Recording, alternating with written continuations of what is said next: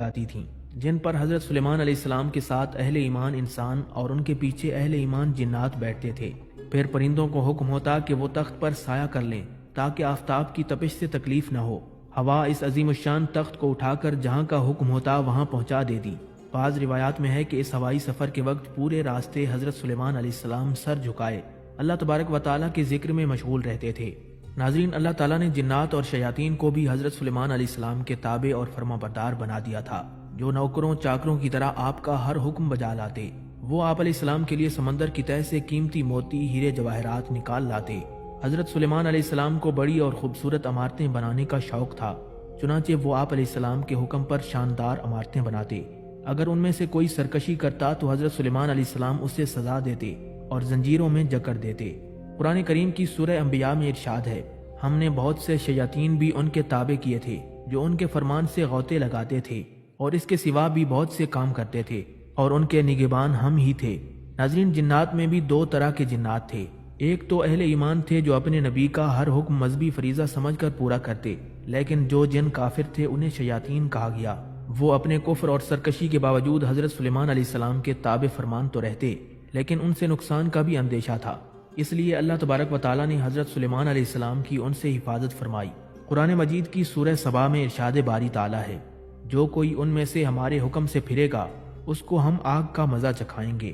مفسرین فرماتے ہیں کہ اللہ تعالیٰ نے ایک فرشتہ مقرر فرما دیا تھا جس کے ہاتھ میں آگ کا عصا ہوتا۔ جو جن حضرت سلیمان علیہ السلام کے حکم کی نافرمانی کرتا تو فرشتہ اسے وہ عصا مارتا، جس سے وہ جن جل کر بھسم ہو جاتا۔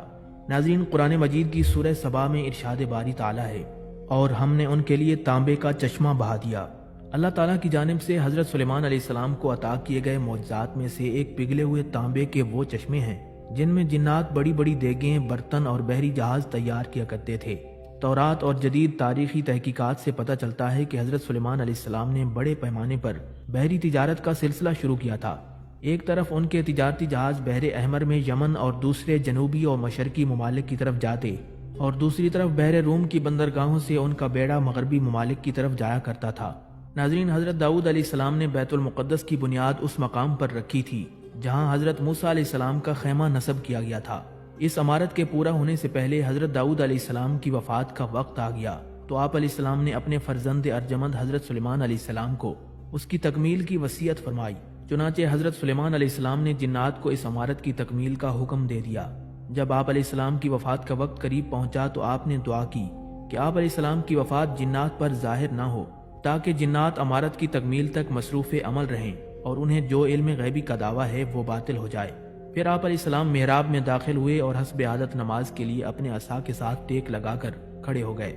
جنات دستور کے مطابق اپنی خدمت میں مشغول رہے اور یہ سمجھتے رہے کہ حضرت سلیمان علیہ السلام زندہ ہیں، اور حضرت سلیمان علیہ السلام کا عرصہ دراز تک اسی حال پر رہنا ان کے لیے کچھ حیرت کا باعث نہیں تھا، کیونکہ وہ بارہا دیکھتے تھے کہ آپ علیہ السلام طویل مدت تک عبادت میں مشغول رہتے ہیں۔